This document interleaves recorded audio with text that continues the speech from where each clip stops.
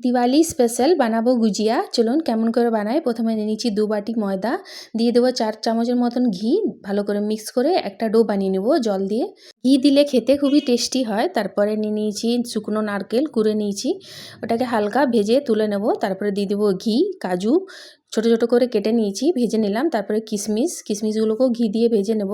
তারপরে ঘি দিয়ে সুজিটাকে লাল লাল করে ভেজে নেব।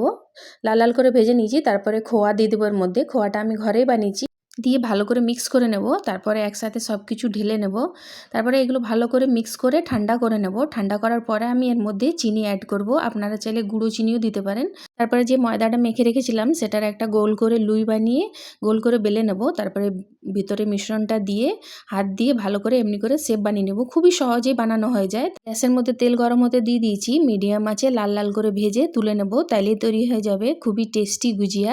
ভিডিওটা তাহলে এখানে শেষ করছি। সবাই ভালো থাকবেন, দেখা হবে পরের একটা ভিডিওতে।